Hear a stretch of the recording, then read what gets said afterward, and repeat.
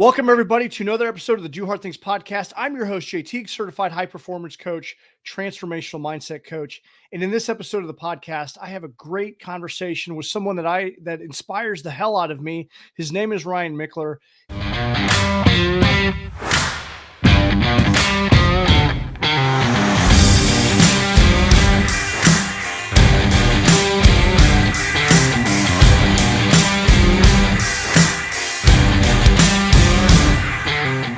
He is the host of the Order of Man podcast, has a tremendous following on his podcast, his Facebook community. He's the founder of the Iron Council. And I met Ryan probably about 7 years ago at a mastermind group when he was kind of like the early stages of the Order of Man process. And just seeing the community that he has grown through his teachings and insights, and it's been phenomenal. And as I look at people that I look up to in my new journey, transitioning from the military into this new space of coaching and podcasting, he's definitely one of those guys that has inspired me, and inspires me to be a better man, to be a better father to my children, and just show up in the world better. So it's a tremendous honor to have Ryan on. But before we get into the interview, please be sure to subscribe to the channel here, the podcast. Make sure that you leave a review. The review enables us to really expand our reach on podcasts and really get the word out about what we're doing here. I think that there's so much negativity in the world that this is another platform that's spreading some positivity to someone. And share it with 2 of your friends. There's probably someone out there that could really benefit from the message today. So it'd mean a lot to me if you shared the message. The podcast is sponsored by jtiegs.com, JAYTIEGS.com. It's where I offer one-on-one coaching, group coaching via the group called The Forge. And in The Forge, people are absolutely crushing it. We've been adding new members, and we've got quite the tribe in there. And this year alone, there's new businesses being started, new nonprofits being started, new podcasts being started. People are leveling up in their relationships, their finances, their health and wellness, and it's a great community. So you can do personal development on your own by reading on your own and podcasts.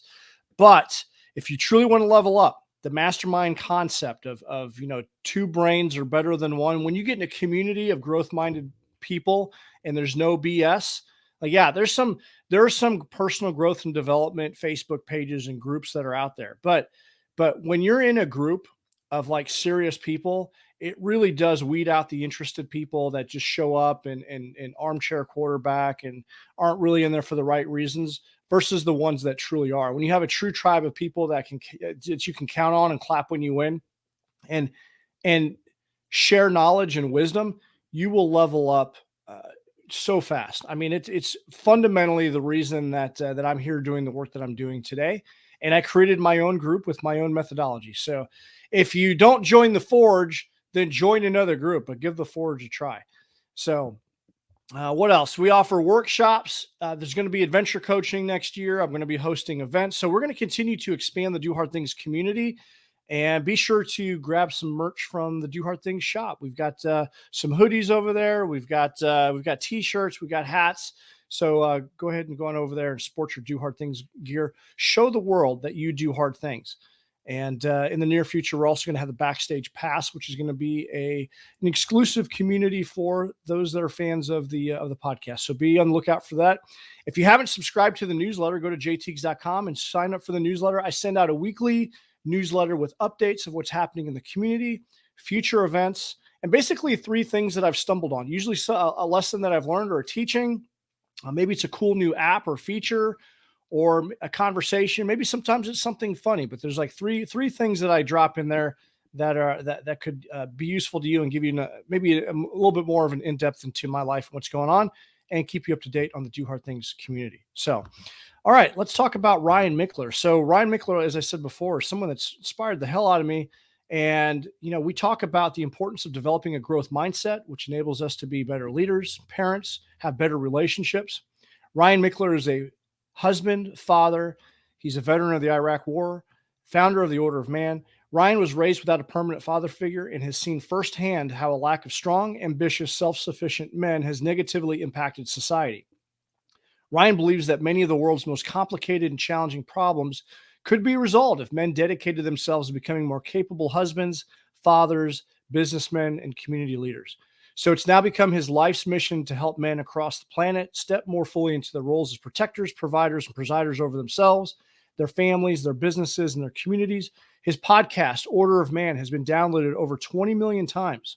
And he has a social media presence of over 500,000 men, and thousands of men have successfully completed his online and live workshops, courses, and events. You can learn more about Ryan and his work at Order of Man and orderofman.com. So highly recommend, if you're not familiar with Ryan, that you go follow him. Like I said, he's been instrumental to my growth and development, and super excited to have him on the podcast today. So let's get into it. Here we go.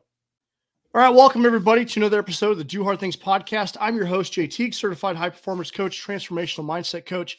This is an awesome episode. I've been really looking forward to this one. I have the honor and privilege of having Ryan Michler on. Ryan, thanks for taking the time to come on the episode today. Jay, what's up, brother? Looking forward to this. I've been, we've been friends for a while, so it's good to be able to have maybe more of an in-depth conversation than normally we get to outside of social media and all that.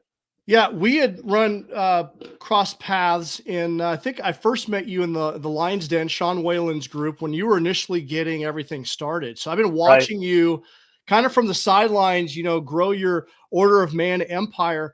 And to be honest, I don't know if I've ever really told you this, but you've been a huge inspiration. And I model what I'm doing based off of, the pathway that you're blazing. And, your podcast, The Order of Man, I mean, you're going like over 800 episodes, 45 million downloads. I'm trying to catch up with you and make an impact to my community, but I just appreciate the work that you've done. And it's been awesome to see you, blaze that path.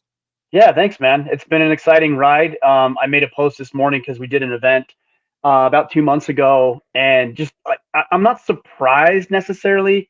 I don't know if that's the right word, but it's pretty cool, frankly, to see what this has grown to, which is a testament to the work. I don't know if it's a testament to me as much as it is to the work that we're doing and the fact that more men want to learn about being better men, becoming more capable. And that's what we're trying to do, is give these guys the tools and skills they need to thrive as a husband or a father, a leader in their community, a business owner, a warrior, a soldier, whatever. We're just trying to equip them with what they need. No, that's awesome. You've been very open and honest and transparent in your journey up until this point. I guess my first question to you is, how did the Order of Man get started? Yeah, I mean, it's very humble beginnings. I didn't start with some grand notion that we'd be able to make the kind of impact that we're making on the world right now. I just had an idea, and I wish more people would do that. What I've seen a lot of people do is they'll think that, I'm not going to pursue that interest or that potential hobby or activity because it's not going to be as big as I want it to be big. It's like somebody saying, I'm not going to go to the gym until I lose some weight. Like, it just doesn't make sense. You got to start somewhere. And you may not know the final destination, but you don't need to know the final destination to take a step. So for me, I had another podcast. It was called Wealth Anatomy, and it was all geared towards helping medical professionals with their financial planning. And I love the meaning of podcasting. I started a podcast to market and to promote my services and things like that. And I started picking up some clients and realized, man, this is a very powerful medium, but I didn't want to continue to have that conversation. So there was a couple of guys I really wanted to have conversations with.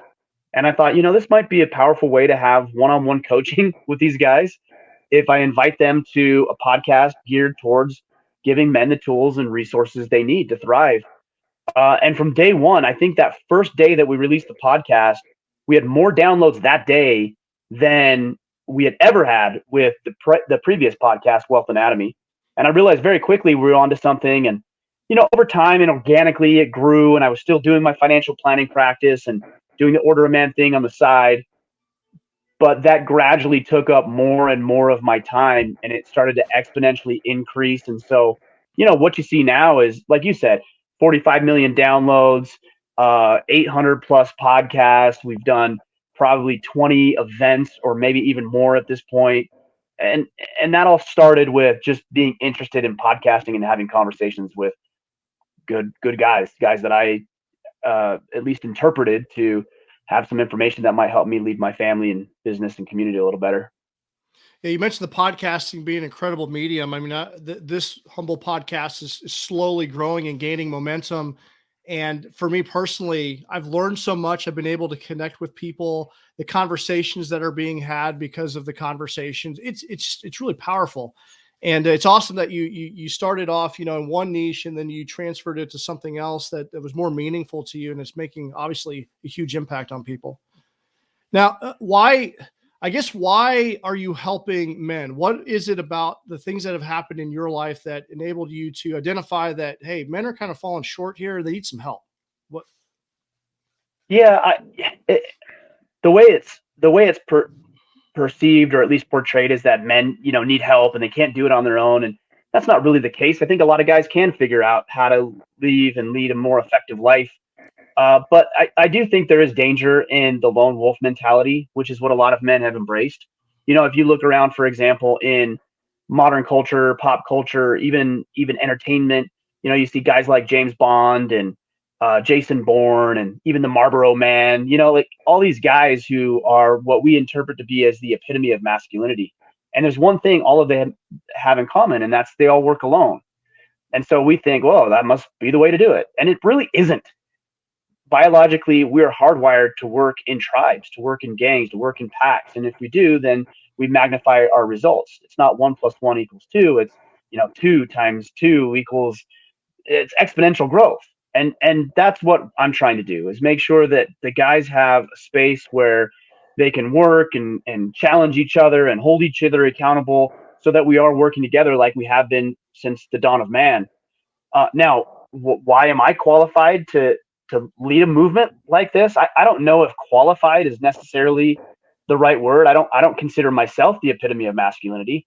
I certainly don't believe that I have it all figured out, and so I'm on the path just like anybody else. But I have had some experiences in my life that really aren't all that unique or uncommon. I grew up without a father figure in my life. My dad was there and present a little bit. I had some other stepfathers come into my life who weren't great examples of what it meant to be a man. And so, I struggled, and it was a real challenge for me. I went through a near divorce. It was a separation. And the more I talked about these kind of things that most men either don't talk about, or frankly just don't have anybody to talk about with, as I started talking about that, I heard from countless men who said, "Oh yeah, my dad wasn't in the picture, and I feel like it really hindered me." Or, I went through a separation, or I went through a divorce. I didn't have anybody to turn to. And so as I opened my mouth and shared what was on my mind, I realized very quickly that other guys are having these experiences, and why not be a catalyst for that? I don't have to have everything figured out. I don't have to put myself on a pedestal I don't belong, but at least I can be a catalyst to help men figure out some solutions to their own problems, to work with other guys who might have solutions that they wouldn't have figured out on their own, or at least taken longer to figure out. And that's what we've created, and it's been pretty cool. The greatest blessing that I get from what we're doing is when a man will send me a text or a direct message, or I'll bump into somebody at the airport and they'll say, "Hey, Ryan, I used to be 20 pounds heavier." Or my wife and I were really struggling, and now we're on the mends. We're doing well. We still have our struggles, but we're going in the right direction. Or, I haven't talked with my son or daughter for 3 years because we had a falling out, and I reached out because of something that you or one of your guests shared. That to me is the greatest benefit of what I'm doing, is to know that, we're helping men reclaim their lives. Yeah, it's awesome work, and it's powerful, and the mastermind effect, the community effect. Like, you can try to go it alone, like the lone wolf mentality, but it might take you an entire lifetime to get things figured out. When I started getting engaged in groups, that's where the learning curve really, really like closed up. Like, and Napoleon Hill talks about that in his book, in the Mastermind Concept, and his book, the Think and Grow Rich, is that the Mastermind Principle, like, you can go at it alone. It might take you an entire lifetime, but when you're involved in a group of people, like, you can really close in that gap of learning. And I've learned a tremendous amount from your groups and the other groups that I've been involved in, and connecting with like-minded people. So it's incredibly powerful. Yeah, as long as you're humble enough to do that. We have guys that come into our organization, whether it's in a Facebook group that's open to men, or one of our closed groups like the Iron Council. And they'll come in with one of two things. A lot of the times they'll come in with an inflated ego. And so they think just being there that they're, God's gift to our group or organization, and they aren't open and receptive to what they could learn from maybe even some of the most obscure places about how they can improve their life. Or alternatively, another mistake a lot of men make is they just show up and think that just by being present that they're going to get everything they need through osmosis. And that isn't the case either.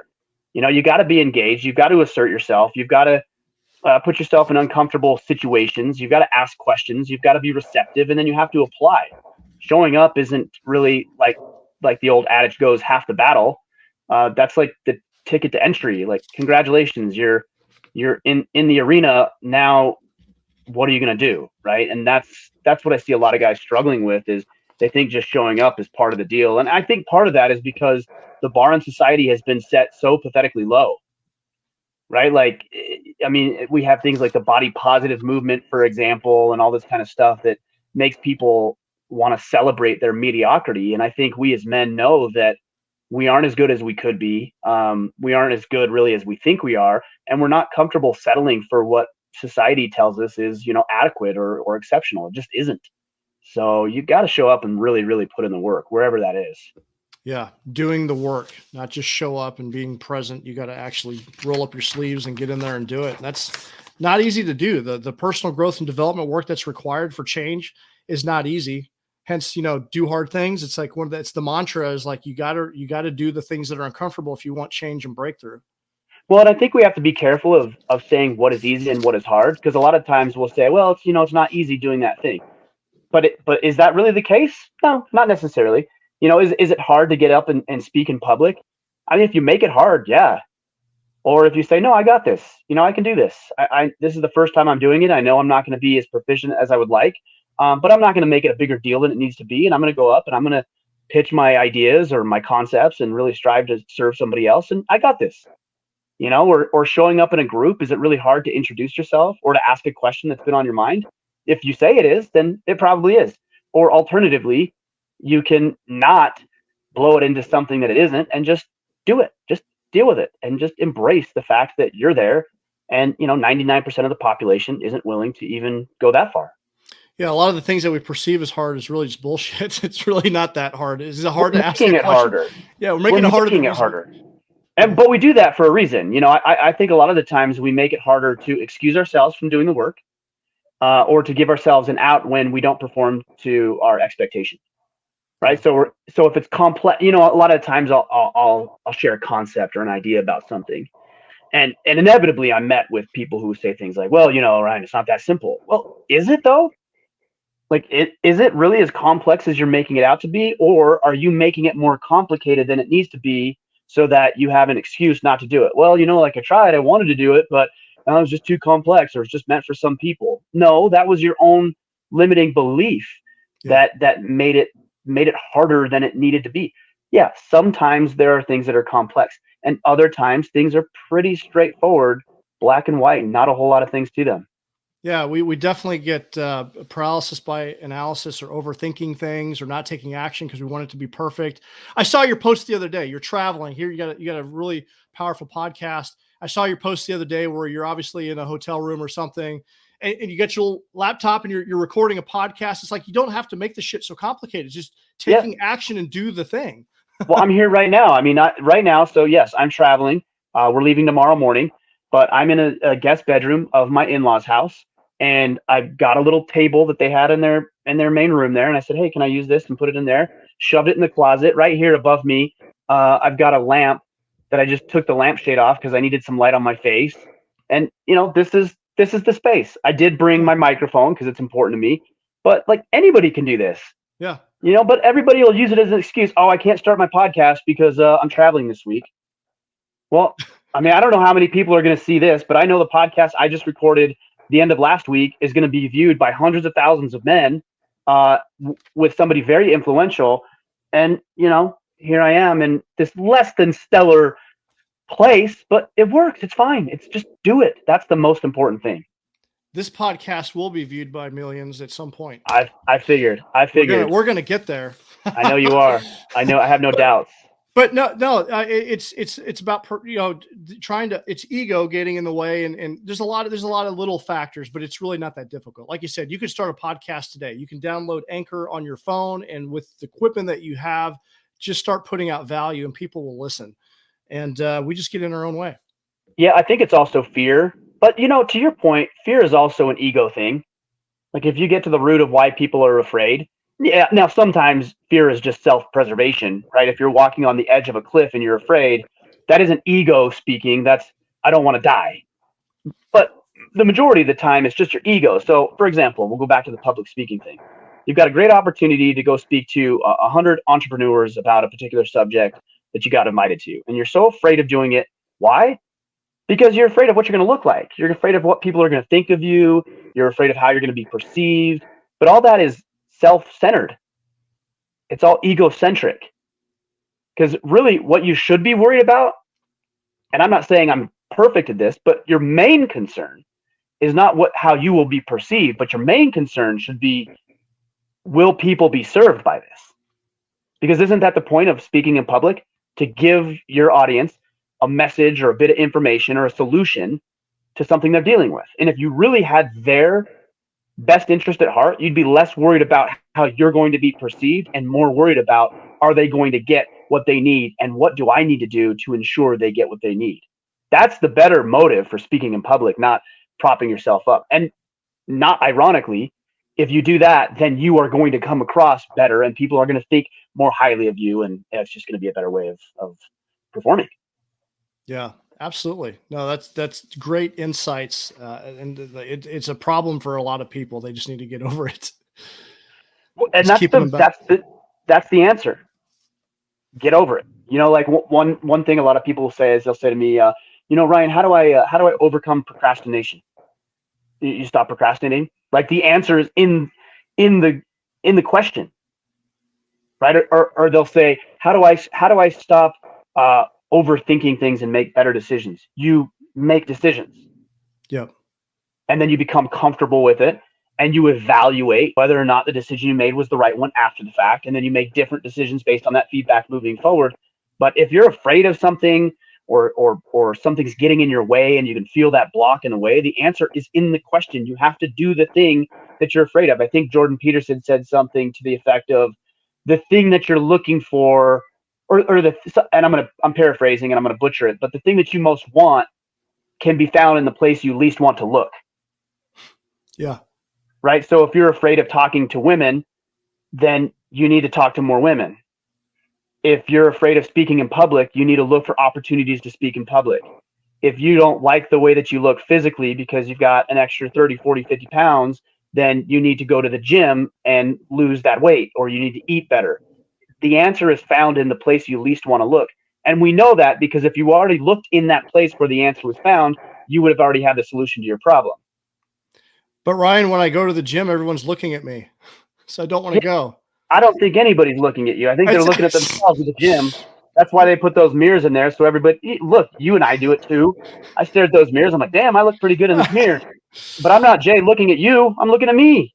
I don't care what you're doing, And you know what? So what? So what? I had an early mentor once tell me, because I was not experiencing the results that I had played in my mind. And that's a very hard position to be when you have this idea or this ideal of who you are, and then your performance is not matching who you believe yourself to be. It's a very discouraging place to be. And I was talking with my mentor, and he said, Ryan, you'll be successful when you learn to light yourself on fire and let other people watch you burn. And I was like, what are you talking about? What does that even mean? And really what he was saying is that when you learn to shine and you learn to put yourself out there, and you learn to forget about what everybody else might think of you or how they might interpret it, but you just share yourself, your talents and your gifts and your abilities and your desires with the world, that's when you're going to find success.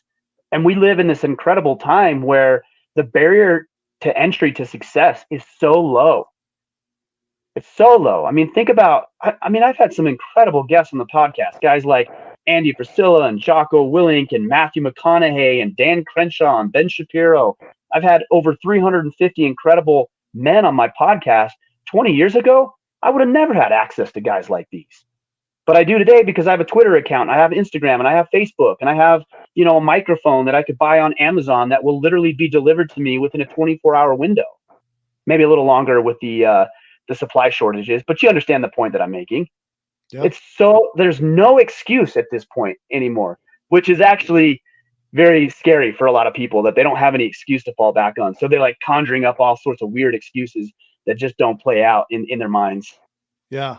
No, yeah, you're absolutely right. I think about, the technology. I was talking to my kids about this, just the power of the cell phone. You can do, there's an ad I saw, I think it was last year from an old Radio Shack, like all of these different electronic devices.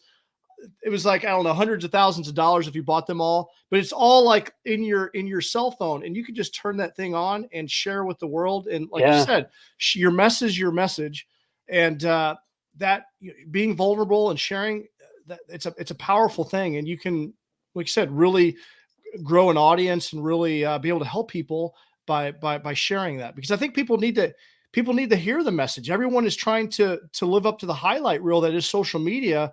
It's just not playing out well. And I think we live in the most abundant time of mankind, yet mental health issues are just rampant right now. It's so bizarre. Yeah. Yeah. I think a lot of people think that they're the only person who's ever experienced hardship in their life. So let's talk to the individual who might be going through a divorce right now. Have you ever said thing, and I feel for you, I truly do, but have you ever said anything like, well, nobody understands. Nobody gets it. Nobody appreciates what I'm going through. Really? Like, do you honestly believe that? There's been millions and millions of people who have gone through divorces. Some have gone through drudgingly, and it's been a horrible experience, and it's changed and altered the course of their life for the worse. And other people have gone through an experience like that, which is nothing I ever want to go through, and I don't wish that on people. But they've come across and they've come out better and stronger and a better person. So do you really think you're the only person who has gone through that?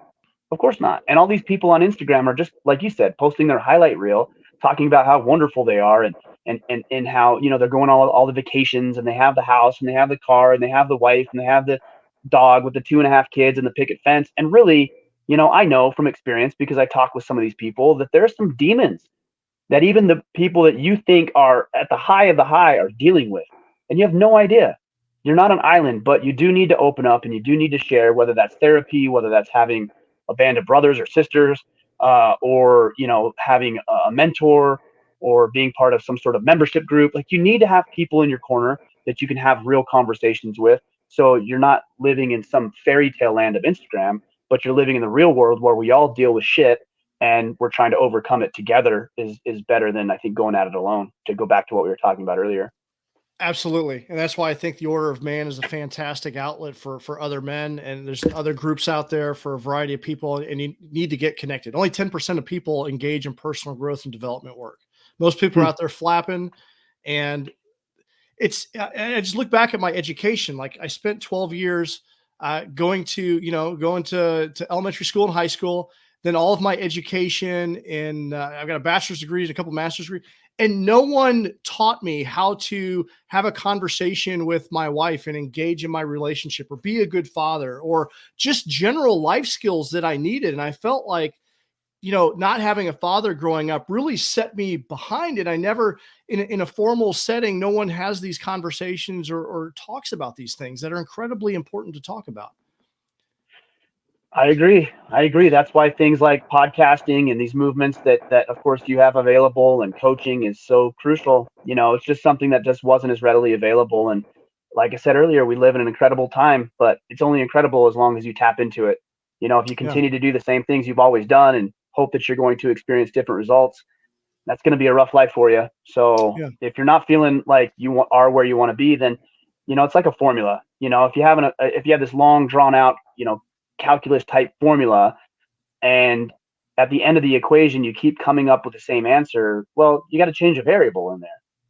And if you change one of those variables on the left side of the equation, then the outcome, the result, changes. So if you want something different, look at your life and change up one of those variables, and you're going to see a result. Now the key is to maximize the result, to make it the right result. And so that comes with what variable you're switching around and changing around. And in order to do that, you need to have somebody who already knows the formula, right? Because they can tell you what variables go where. Yeah, absolutely. No, that's a great analogy. Yeah. When you change something here, there's going to be a different output. So, Of course. I'd like to kind of dive into your life a little bit. You alluded earlier that you didn't have a father growing up. You had some stepfathers, and they weren't great role models for you. How do you think that affected you? What effects did that have on your life later on when you maybe joined the military, or maybe even in your marriage, or some of the other things that you've accomplished? How did not Yeah, having a father?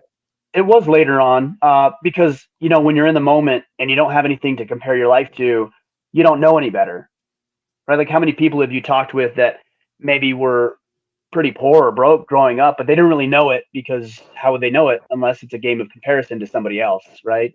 So I didn't really know that it wasn't normal, or that there was problems there. I didn't really get that. In high school I started to realize that a little bit, because I saw a lot of my buddies playing with their dads and playing catch and going on campouts and going hunting, and I didn't have any of that. My mom did a tremendous job raising my sister and myself to the degree that she could, but I think there would have been a lot of lessons that I could have learned how to harness these masculine tendencies and urges and characteristics that are coursing through my veins had I had a father in my life. I just had a really good conversation with my oldest son about girls earlier today. And, I never had that conversation with my dad.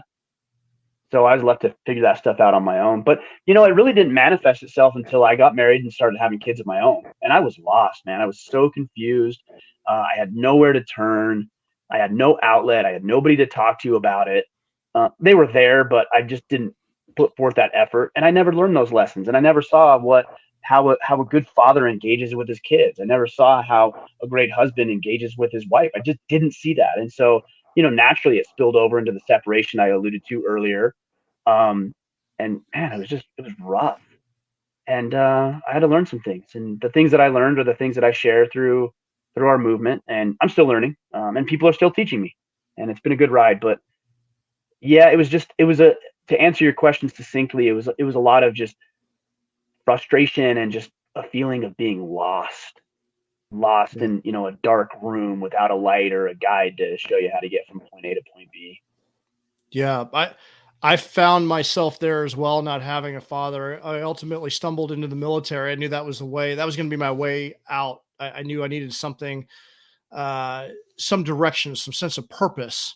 I felt even lost as a child because I was in a weird situation where I wasn't with my biological mother. My stepfather had left, and I was basically an adopted home, and I knew that I just didn't feel right there. I felt lost. I'm like, the military, if I get over there, I'll have some role models to kind of get me on the path.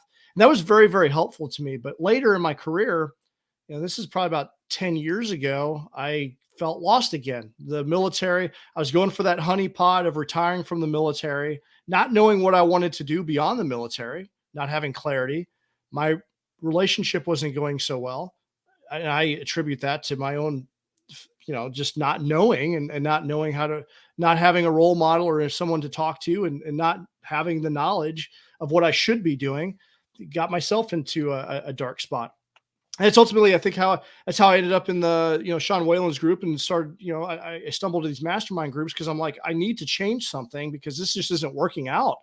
And Right. it manifested itself later in my life, and through a lot of hell, I ultimately got a divorce, and it's been painful. And I just don't want other people to experience the same thing, which is why I'm kind of getting into the same type of work, is just helping others, be a lighthouse for other people.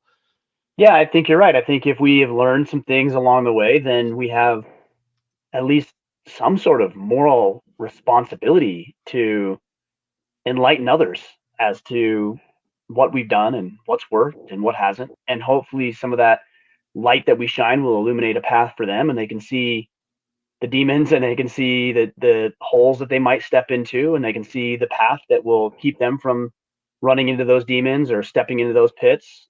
Like I said, we have a moral obligation to do this. So the other beauty of that too is, if all of us have gone through dark times, right? We've all gone through a divorce, or had medical conditions, or lost a loved one. Like, we've all been laid off. Like, we've all gone through that. And I found, for me, that the way that you overcome that and not sit around wallowing in your own self-pity is to direct that attention outwards into serving others. And through serving others, and that's a great motive to improve, is to serve others, you end up inevitably serving yourself. if all you're worried about is serving yourself, I think it could be a cycle where you just get lost in that dark and you never really see yourself out of it. But if you start to help other people with some of the problems you're dealing with, I think you're going to be better served by doing that too. So it's a win-win. I had Larry Hagner on just a couple of days ago, and he kind of talked about the same thing. And he talked about moments where he felt like he had imposter syndrome. And I find myself, like who am I to talk about these topics? Who am I to talk about relationships when I've had a divorce? Who am I to talk about being a dad when I just got done losing my shit on my daughters, And I think a lot of people struggle with that. Do you ever have like any imposter moments? I've never dealt with that. I don't know if that's just my personality or my outlook on it. Look, I said it to start off this conversation. I've never put myself on a pedestal I don't belong. Yeah. I've never once told guys that I'm better than I am. I've never once said that I'm a perfect father or husband or man in general. Like I've never once made that claim. And I've always been pretty forthright with the things that I even struggle with today and that I've struggled with in the past. And so I've never thought that I need to be the quote unquote guru. I kind of look at myself as maybe more of a big brother relationship, where, brother's got his own shit he's dealing with and you learn and you grow together, and maybe big brother is a little further ahead on some things and a little further behind on some things. But the big brother relationship has, I think, kept me out of having that imposter syndrome. I think about it, like when you say, who am I to talk to people about marriage when I've gone through a divorce? Who are you not to? Yeah. Like you have that experience and somebody could be served by that. So shame on you if you don't share it. How selfish if you don't share it with somebody who could be served. And I'm not saying that all of us need to have these, global platforms where we're talking about our dirty laundry and just airing it out for everyone. That's not what I'm saying. But, if you have a neighbor who's going through a divorce, shame on you if you don't go talk to that neighbor about your divorce. If you know somebody that's going through a medical illness right now, or they just lost a loved one and you've gone through that experience and you can just sit with them and be with them, shame on you if you don't go do that. That's part of the reason we have the experiences that we do. That's my belief anyways. I look at my childhood and I think about the times where I wished I would have had a permanent father figure in my life. And I remember vividly asking God, like, why me? Like, why does this happen to me? And now I know the answer. I've got 4 kids of my own. Barring my death, my kids will never know dad being absent and never question whether or not I love them. Like, that's just not an issue for them because I went through it. And there's a great quote. I think it's by David Gilmour. He says, the real man gains renown by absorbing the blows of fate with equanimity, something along those lines. And I think that's what we do. We absorb the destructive blows of fate, like these hardships and these challenges, and we absorb them with equanimity, which is calmness and clarity and focus and control and maturity. And we have an opportunity to do that because, like, we've all been through the storm. So when somebody else is going, you can say it's going to be okay. Here's how we're going to get through it. Yeah, I like to consider myself like you said, you harken back to a big brother, but I think like a guide. Like, I'm on the path. I've been down that path. You don't want to go there. Don't go there. You can if you want. I can't stop you, but I would recommend that you don't go down that path. This is, and guiding people. And like you said, I love the fact that you harken back. It's a moral responsibility to help other people not make the same mistakes. Because I have these conversations. I'm like, man, I've been at rock bottom. You don't want to go there. And this is what I have learned. And this is how you can avoid that. And I like that because I think that some people, I have had those moments like, who am I to talk about these things? But you're right. It's the moral obligation of helping and serving other people. Well, I think that would be a good question. Like, who am I to talk about these things if you pretend like you're perfect? Yeah. Right. Like, so if you think you're perfect or want to portray yourself as perfect, then a good question would be like, who am I to say this when I know I'm lying? So, okay, that's actually a pretty good question to ask. But if you're true and real and honest about what you struggle with and what you have struggled with, then I think it's perfectly acceptable. In fact, encouraged to go back to what we said. It's an obligation to share it. Like, who are you not to? Shame on you if you don't. Yeah, no, I love that.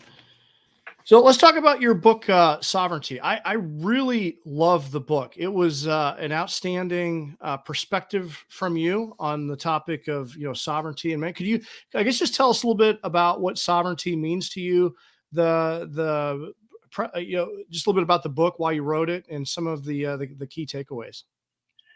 Yeah, I wrote the book because I saw a lot of men giving away control over their own lives. Some of them were doing it consciously, and others were doing it subconsciously, where, they would let their wife dictate the tone of the family or the conversation, or they'd rely on their boss or their employer to give them the promotion, or they blame their life circumstances on their upbringing or the president or the economy. And while there might be some validity to some of those reasons, the more that you do that, the more you're actually relinquishing control over your life, right? Because if I say, for example, that I didn't get the promotion because my boss is an asshole, then I have to wait for my boss to stop being an asshole before I get a promotion. And we all know that's not going to happen.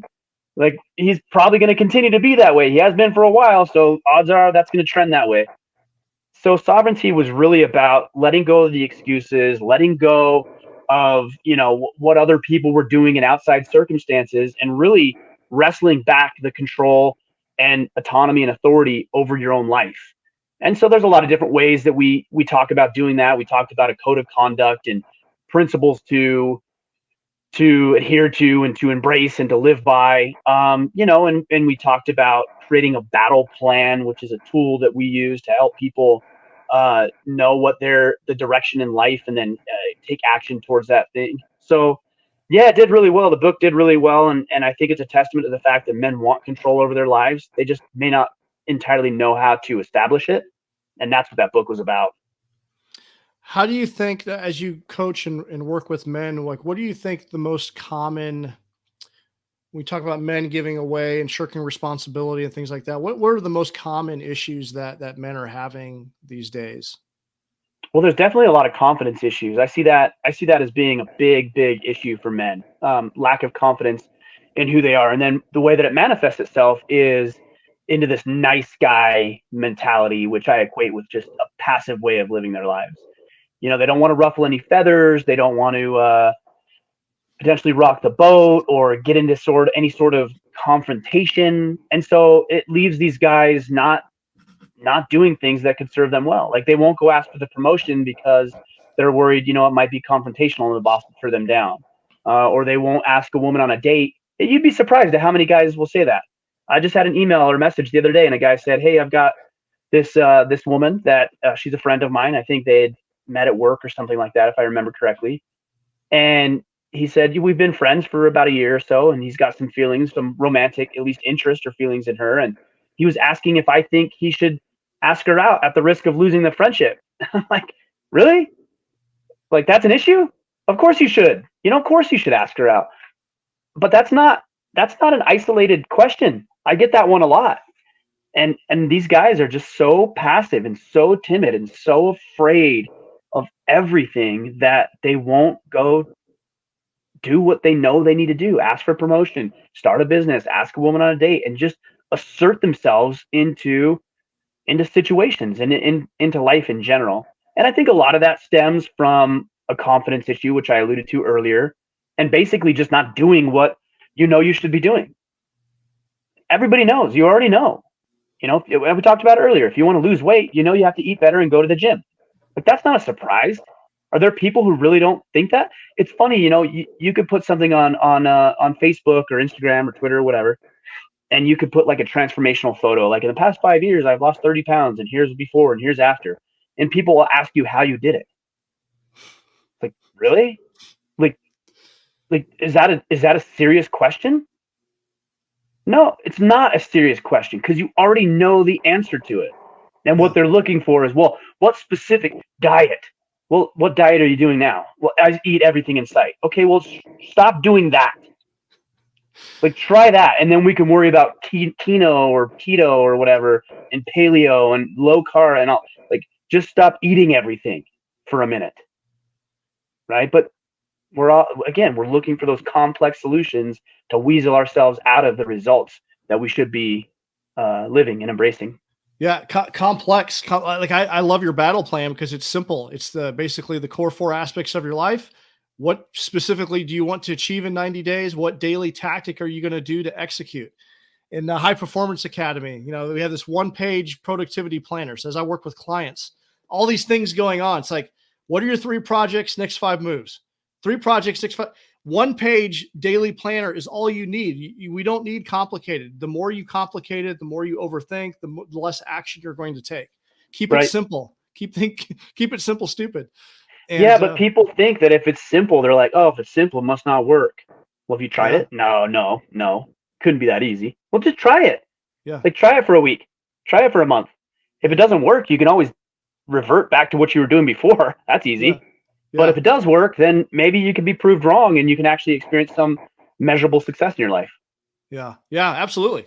And it's, less is more. I've learned that the hard way. That's a hard one that I've learned. Less is more. Keep it simple. You'll get more things accomplished if you keep it simple. Well, there's a great book by, I believe his name is Greg McKeown. Greg McKeown? I think that's right. Essentialism. That's a great book. Yeah. Yep. Yeah, and he talks about that. He talks about it in the context of, there's that book, but there's also another book by Gary Keller called The One Thing. And in that book, he talks about a concept that I've incorporated into my life, into my daily planning. And so if you got up this morning, for example, and you wrote down all, 15 or 30 things that you needed to do today, that could be very daunting and overwhelming. Mm-hmm. And frankly, we just don't have enough time in the day to get everything done that we would like to get done. So he posits that if you look in there, what you should be doing is looking at the one thing that if you did today would either A, make everything else easier, or B, make it just not necessary. And that's what I try to do is, like, when you're looking at your daily plan, look at the one thing that needs to be done now that will yield the largest result, that even if that's all you did, at the end of the day, you could say today was still a success. Yeah. So for me right now, I've got podcasts and I've got emails and we've got our Iron Council Brotherhood and we've got events we need to plan for. And I'm going on vacation here in the next couple of weeks. Like, I've got all this stuff, but there's one thing that I need to do every single day for the next about 90 days or so. And that's write, because I am in the process of writing my second book that's going to come out next year. And so the one thing that I need to do today is write anywhere from 1,000 to 1,500 words every single day for the next 90 days or so. And I know inevitably that will be produced, that we'll have the book, that the results will be taken care of. But if you get distracted with all this other little stuff, and I'm not saying it's unimportant, I'm just saying that I know exactly what needs to be done and I know where the priority is. So that, and this goes back to my confidence thing earlier, at the end of the day, I can walk around with my head held high and my chest out, not slunched over, not tired, not feeling crappy about all the things I didn't do, but proud of what I accomplished that day, because I know all the things that need to get done. I know the one thing I need to do that's going to give me the best result, and I know where I need to focus my attention right now to yield that largest result for myself and also the people I care about. The writing the book is important for me, but it's also important for the people who will read it. It's also important for my family, because that's part of the way I put food on the table. So it's going to serve everybody if I do that one thing. Yeah. No, that's having clarity and focus and discipline and just being relentless on knowing what's the most important thing and showing up, being committed day after day after day to get the thing across the line. Well, it goes back to what we were saying earlier too, is, well, Ryan, I'd like to write a book. How do you do it? What do you mean, how do you write a book? You write a book. Well, I know, but how do you get it published? Well, how many words do you have written? I don't have any. Well, write a few words first. What are you going to write about? I don't know. Okay, well, you're not going to present that to a publisher. So, write something down. Same thing with running. You'll hear people say, well, I'm just not a runner. Well, okay. Yeah, if you don't run, you're not a runner. But if you do run, then you are a runner. Well, I'm not a writer. Well, if you write, you're a writer. Now, there's varying degrees of efficacy. You may not be a great writer, but you can still say you're a writer. If you write every day, you're telling me you're not a writer? That's exactly what you are. We are defined by the things that we do. I love that you said that, because I'm a running coach and I have some friends that are CrossFitters that end up running all the time. And they say they proclaim they're not runners. I'm like, you're out here running. You're a damn runner. Exactly. Now, that doesn't mean you need to enjoy it. It doesn't mean that you need to be good at it. It just means that if you're running, you're a runner. Yeah, absolutely. No, I love that. It's funny. A lot of my listeners will crack up on that one. So there's a snippet in your book that's interesting to me. I know you served in the Army. I'd love to kind of talk about your military service And then there's just a mindset bit. You talk a lot about, the mindset. And I think about the book, the Four Agreements, and talks about the domestication of humans.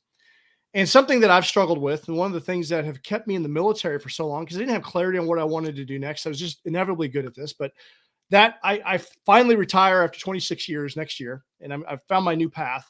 But, for the longest time, just really concerned about the mindset that the program I'm a computer that has a program that's been downloaded. How am I going to function, amongst the civilian population? And I think there's a lot of veterans that listen to this podcast struggle with that. Like they can't let go of that mindset. And I'm going to be doing a lot of work with veterans. So could you talk a little bit about that aspect of mindset? Yeah. The military, look, I appreciate all the service of military members. I was in the military. I joined the National Guard when I was 18. And then I ended up doing a combat tour in Iraq in 2005 and 2006. I was in Ramadi. And, I really respect everybody in the military and their work and their sacrifice and effort. But a lot of the times I think I don't want to tread lightly. I just want to show the level of respect. So I'm saying this as accurately as I can, that the military can be very easy in a lot of ways, in that everything is already laid out before you, right?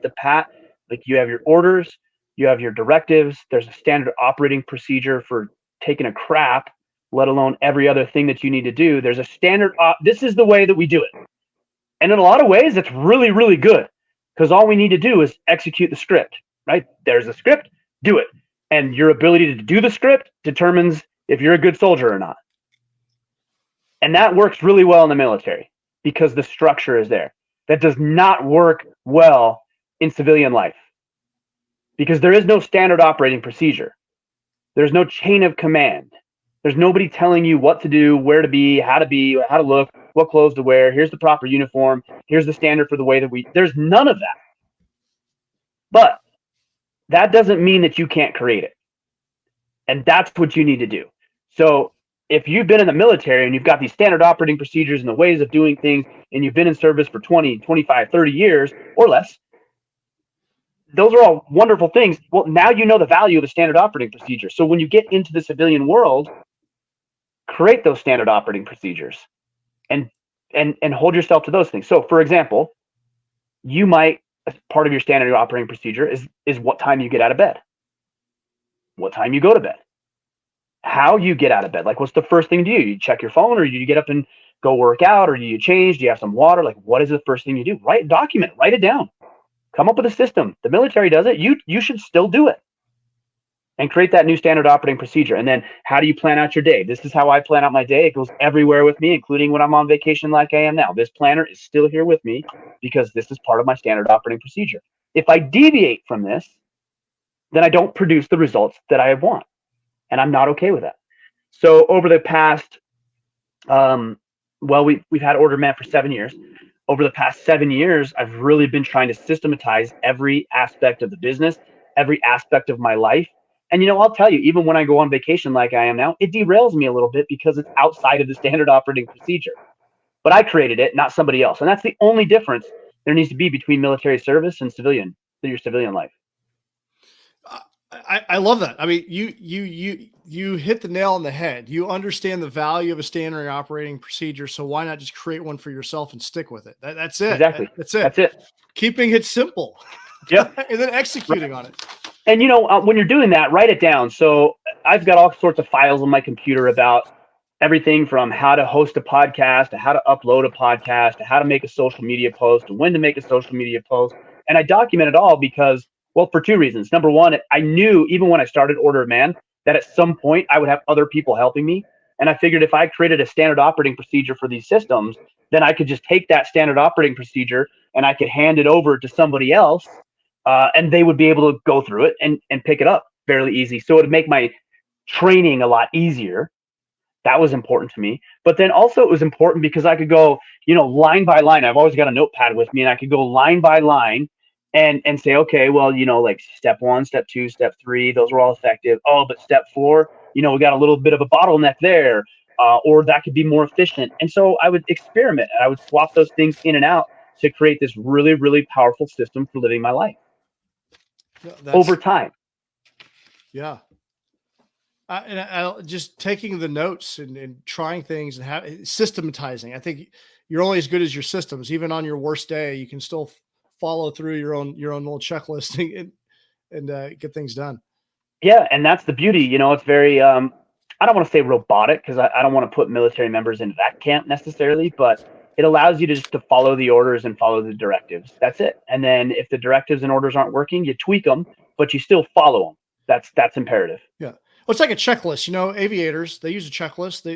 Pilots, they could probably do it off the top of their head, but they have a bad day, they miss something, the plane crashes, right? So it just takes less bandwidth because you just go through and execute, what's on your list, keeping it simple. That's right. Yeah, that's right.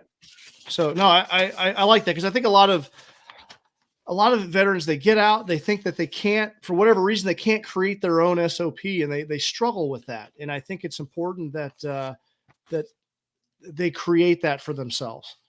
And yeah, I think a lot of veterans at times are looking for somebody at command to do it for them, because that's always been the case, right? Yeah. Somebody else created it, and then that information gets disseminated into a field manual, and then they read that and they're like, okay, well, I can execute. Well, now you don't have it, and nobody's going to create it for you, so you create it. Yeah, no, I love that. Well, I got a few more questions for you. I know we're getting close to an hour, but the next one that I have is I coach and talk with a lot of females. And if a woman is married to a man who is shirking their responsibilities, making excuses, what advice would you give a woman to motivate or inspire their husband to, stop giving away their sovereignty and start stepping up? Yeah, I've thought a lot about this question. I don't actually know if a woman can entirely do that. I don't know. It might come across as annoying or maybe even nagging if you have a husband who's unmotivated, yeah. and you as a woman are highly motivated and you want him to thrive and win, and you start pushing him in that direction. It might create the opposite effect of what you're after. But one thing I would encourage you to do is to honor and celebrate two things. Number one, his hobbies and activities and interests, as long as I think they're productive. If he's spending 8 hours a day on Xbox, I don't think that I would encourage you to honor that. But if he wants to go to jujitsu on Tuesday night and Thursday morning, then I don't think I would, nag him or bother him about that. I think I would respect that. I would tell you to encourage him to be part of that, to adjust your schedule as appropriate so that he can continue to participate in those things. So that's one, the hobbies, activities, and interests. And then two is encourage and foster him having a band of brothers. So if he's got, and I'm talking about good, solid men in his corner. So if he's got a neighbor or a friend, or maybe you've got a girlfriend who, his husband is a great business owner, for example, we'll invite them over for dinner. And hopefully the idea is that your husband will get to know him and they'll become friends, and then they'll have their things that they're interested in, and try not to interject in those things. And don't make him feel bad when he wants to go out and hang out with his buddies. Now, if he wants to go get shit-faced every night of the week, okay, that's an issue, right? So I'm telling you to look for wholesome activities and wholesome friends and a band of brothers that he could have that will help him be more effective and come back into the relationship charged and energized, and even that he's got some accountability to his other guys as well is important. If he doesn't have those things, I really think you need to encourage him to develop interest and a band of brothers. And that isn't a shortcoming of yours. It's just to say that you don't have everything that he needs. And just like I personally don't have everything that my wife needs. And so she has her own hobbies and interests.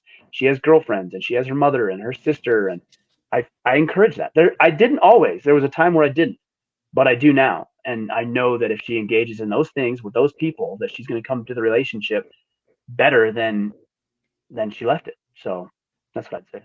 That's solid advice. Now I've got one more question in this type of realm. So okay. I also know a lot of single moms that have kids, their relationship, they're divorced, and they're trying to find a new role model, new stepfather, a new husband.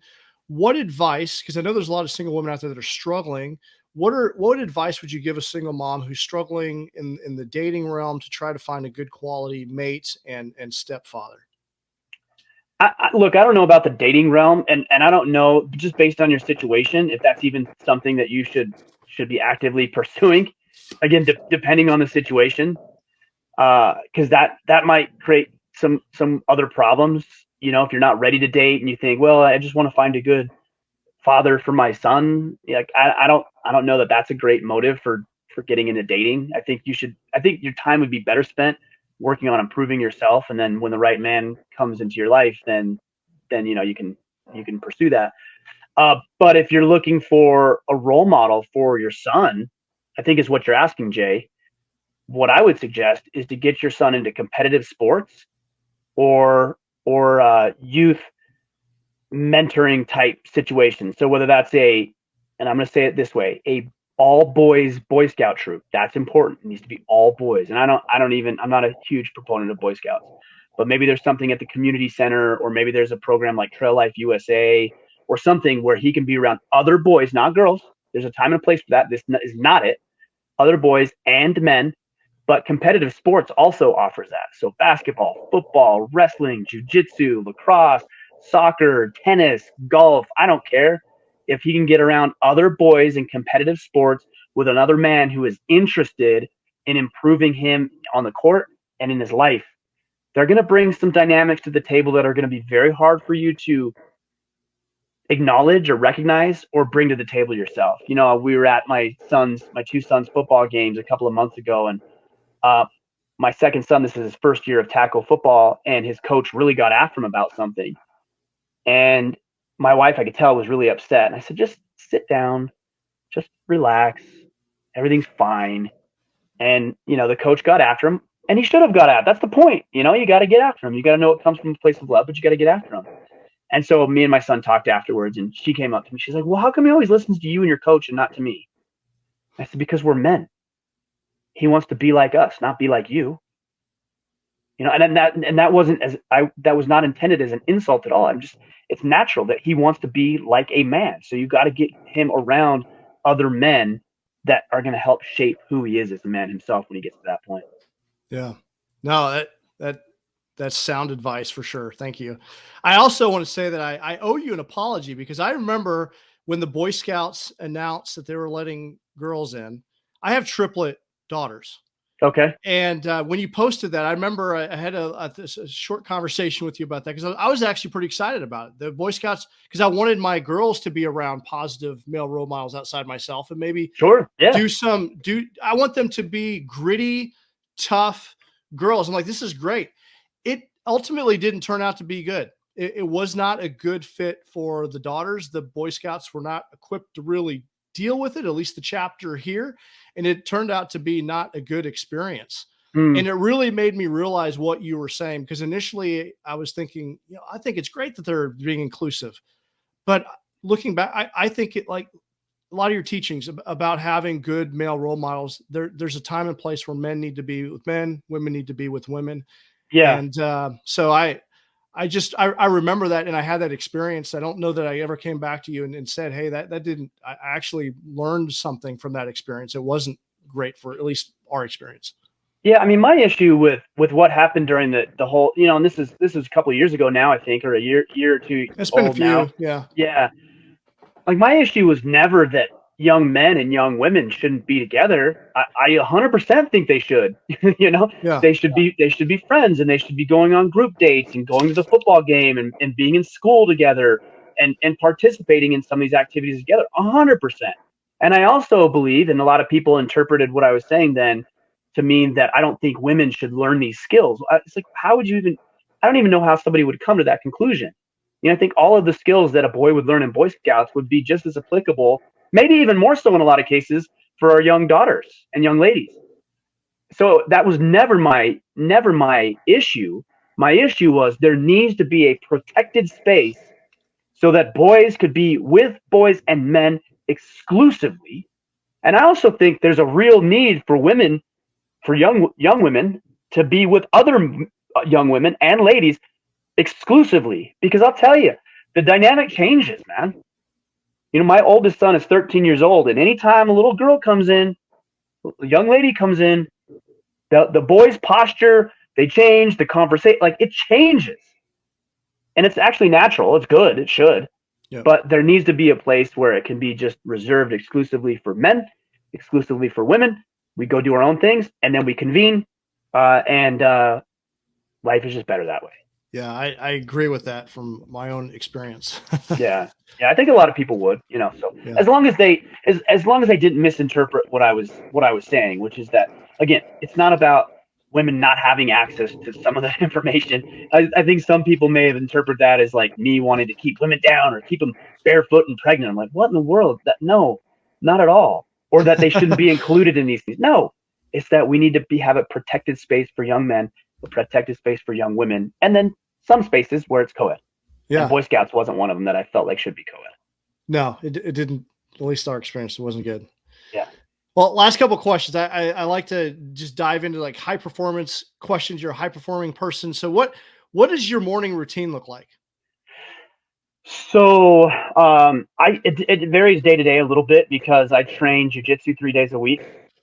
So I'll get up around 5 o'clock and drink some water, go into the gym, train for an hour and a half or so, jujitsu, come home, spend a little time with the family, maybe have some breakfast, and then I get changed and I'm to work. And basically my work schedule consists of, in the morning anyways, doing my battle plan. So that's going through what I need to get done for the day, what I needed to do yesterday that rolled over to today that I wasn't able to accomplish. And then from there, it's just execution. That's it. It's pretty simple. On the days I don't go to the gym, it's the same thing minus the gym. It's the exact same thing. I might wake up at 6 as opposed to 5, but it's the same thing. What 3 books have made the greatest impact on you, or you've gifted the most? You know, I always say the Bible, but I think that's kind of a throwaway answer a little. I mean, it shouldn't be, but that's a great book. It's like you should all read the Bible. Yeah, ultimate personal development book. Yeah. Right. So with the exception of that, because I think that's just a given, I would say Extreme Ownership is really good by Jocko Willink. As a Man Thinketh by James Allen. It's an older book, but it's a great book on how we think and how we look at the world and our perception of it. I love that book. Yeah, and then the other one would be Wild at Heart by John Eldredge, and he talks about what is masculinity and who we are and who we're meant to become, and that's a really good book as well. That's one I have not read. The other two are excellent. Man, that book quite literally changed my life. So Wild at Heart is, and I've had John on the podcast a couple of times. Great man, very, very powerful, very informative, doesn't pull any punches, which I love. And that, like I said, that book transformed my life, made me think about things a lot differently. I'll put that in my cart. Thank you. Yeah. How do you connect intentionally with your wife and your kids? How do you incorporate intentional time with them? Yeah, we have activities that we do together. That might just be, with my oldest, you know, we build things. We go to the gym together. We train jiu-jitsu. My youngest, he really loves to wrestle. So we'll wrestle just about every day. We've got mats in the front room and we go in there and wrestle for, some days it might be 5 minutes and others it might be an hour, you know, just depends on what I have going on for the day. My daughter, you know, we'll go for a walk. We have conversations and she likes to talk and share things that she's been doing throughout the day. So for me, I just feel like I just need to sit there and listen to her. We have other things that we do, like we'll go outside and we like to make and create games. Like we have one that we call Fly Catcher. We have another with a tennis ball on a wall. We have another one called Chicken. That one involves hitting each other with a football. So nice. Yeah. So like we make games up and we just have fun. You know, that's it. We just go enjoy. We've got some property. We've got about 50 acres and we just enjoy the property and walk around. And my oldest son and I, we like to do a lot of hunting and hunt prep together. So we do that.